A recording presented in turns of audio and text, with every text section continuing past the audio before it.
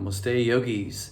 These days when we think about Kundalini Yoga, we usually think about white turbans and satnams and yogi bhajans and these other wonderful things.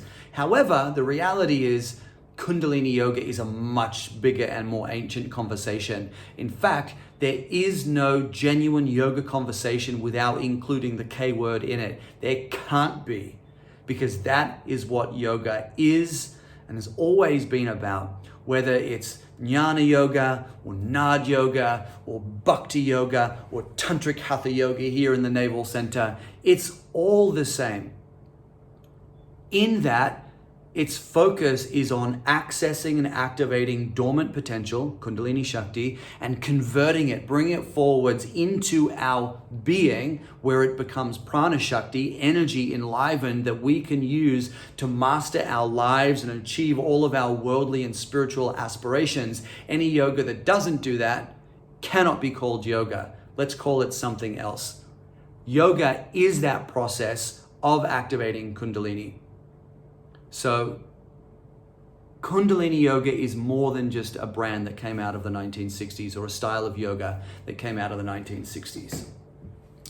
That's what this series is about. 6 weeks, 3 classes per week, looking at the fundamental components of this knowledge stream of the Himalayan Masters, original Kundalini Yoga, which has been around for thousands of years. So it's got some serious data. It's time tested, in other words. It's got some major backing and has produced a lot of masters, a lot of saints over the last several thousands of years. So what were they practicing? What is real Kundalini Yoga? What's original Kundalini Yoga look like? Well, for a start, it's much more than just asana. Let's just get that clear. So we're not even going to really address how to practice asana, although all of our practices will include asana, of course. We're going to kick off with first week is all about the bandhas, looking at how we strengthen, how we purify, how we organize the pranamaya kosha, the pranic body, the energy body. Week 2, we'll be looking at the culmination of our bandha practice, which is mudra practice, bringing the bandhas together in a way that calls forth the highest possible delight. That's what mudra means, to call forth the highest delight that exists within the physical component of our practices. What is that highest delight? It's complete absorption into the pranic realm. What could be more delightful? Week number 3, we will look at the Supreme Mudra, Maha Mudra, and different progressions of that practice. This is the supreme seal. In fact, the great modern yogi, Krishnamacharya, said that it is the goal, or it's the highest possible achievement for a Hatha yogi to be able to hold Maha Mudra for 32 minutes each side. That is a yogi, the one that can do that. So in week 3, we may not be doing it for 32 minutes, but we will certainly be giving it a good crack. Week number 4, slowing it down a little bit, looking at practices that awaken the third eye. Why do we want to do that? Well, realistically, because if the mind isn't focused, if it's not calm, if it's not stable, if it's not attuned to the subtle dimensions, then it's very, very hard to do any genuine work in regards to this activating Kundalini Shakti, transforming it into Prana Shakti conversation. It just won't happen if the mind is a mess.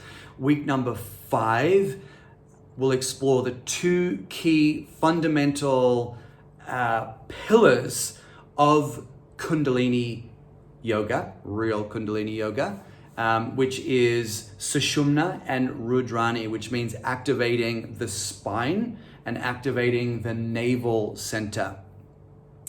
And the final week, we will bring everything together with activating Kundalini Shakti via the practice of mantra japa. So repetition of mantra is considered the culmination of all of this great energetic work that we do in this path of traditional Tantric Hatha Yoga or original Kundalini Yoga. So if you up for the entire ride, perfect. It's going to be progressive week to week. We'll do 3 classes live stream per week, looking at these different components. Or if you would like to just drop in and out, that's absolutely fine as well. You can write your own story. You can practice in a way that suits who you are, your capacity, your interests, and obviously the time that you have available as well. If you have any questions, please ask. We will kick things off Monday, 10 a.m. Bali time. Love to see you in there. Hari Om.